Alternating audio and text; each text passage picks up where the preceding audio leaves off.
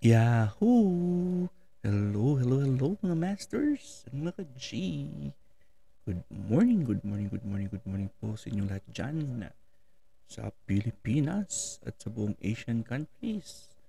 At kung saan ka mang lupalop ng ating mundo, ay good morning, good noon, good afternoon, good evening, at good night na po sa mga ready na matulog. At syempre, nandito na naman tayo para sa ating All About G, the green girly cutie patootie iguana daily vlogs. Ngayon po ay araw ng biyernes at dahil po ay biyernes ngayon, ako'y labis na nagpapasalamat dahil po kahapon ay meron tayong 19th Bahay Kulitan Premier Marathon kung saan po tayo merong apat na mga hosts.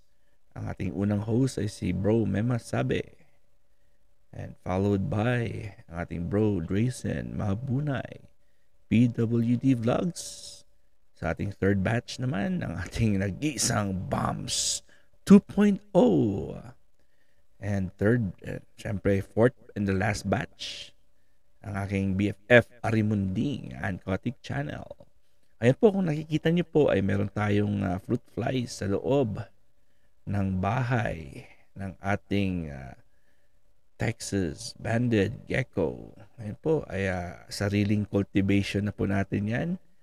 Ayan po, nandito, dyan po yan ang galing yan. At ako po ang mismo ang nag-cultivate niyan.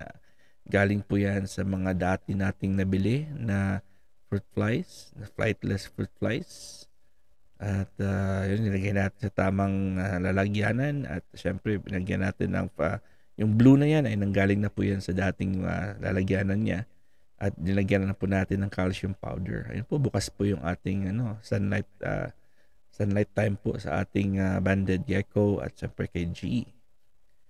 Yan. So, saan pa yung ating alaga dyan? Dyan po siya sa, ayun po, nakikita niyo pong gumagalaw po. Ayan na po siya. At siya po ay unti-unti pong kakain ng kanyang mga fruit flies sa loob ng kanyang bahay. And po, so far, healthy naman po siya at maligaya po silang dalawa.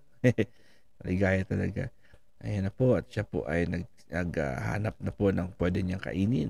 Alam niya naman po, at nakita niya kaninang lumagay po ako ng mga fruit flies sa kanya.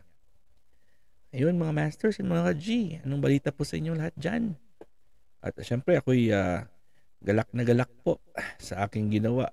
Ako po hindi talaga mapakali sa aming presentation ni G kahapon.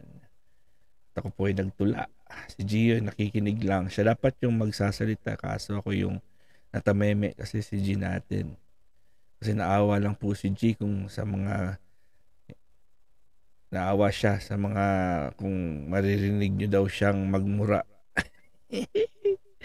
Magmumura na daw sana si G kaso sabi niya, Daddy, ikaw na lang ang magsalita kasi Ilonggo ka.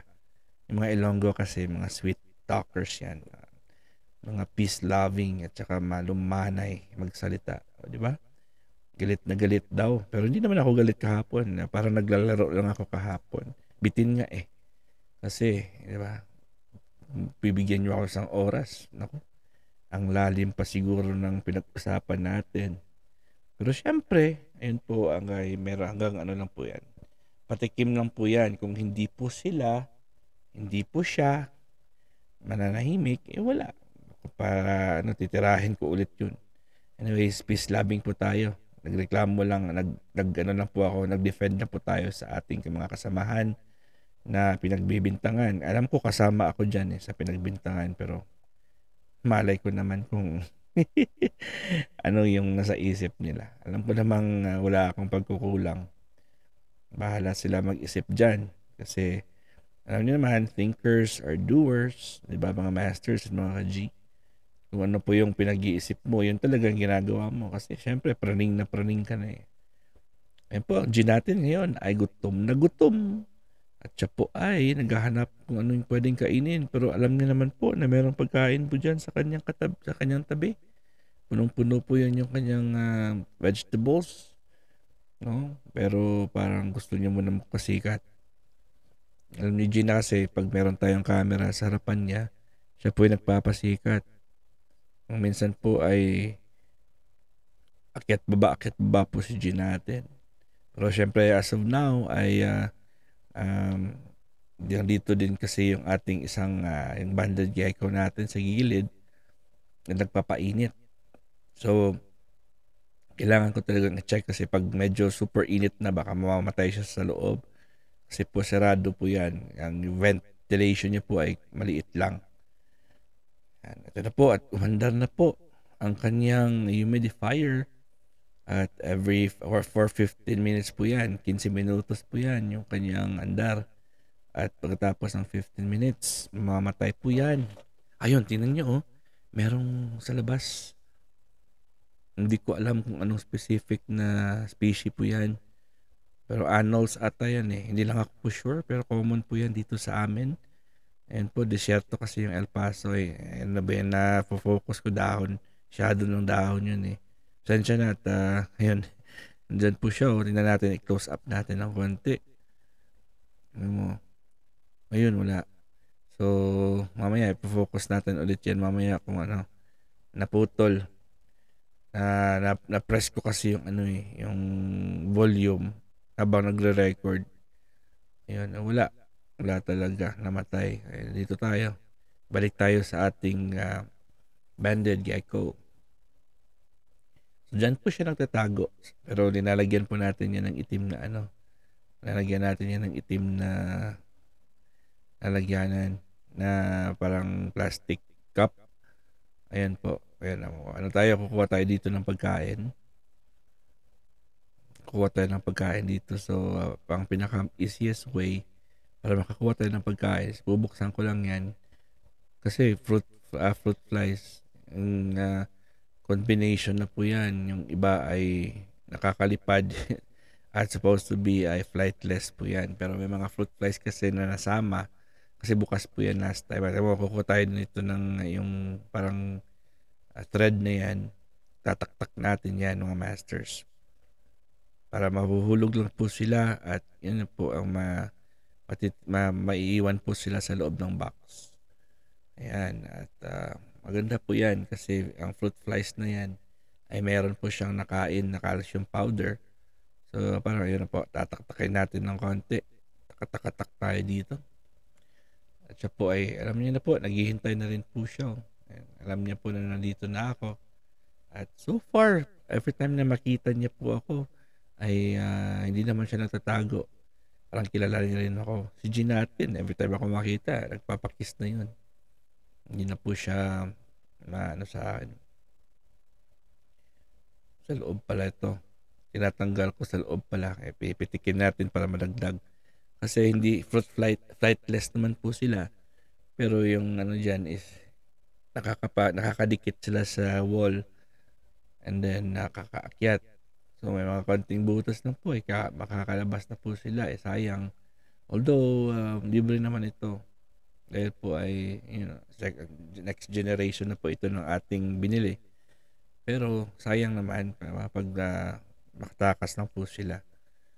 Ayun, may mga maggots pa dyan at saka may mga caterpillars. So, dadami pa yan, mga masters, mga ka-G.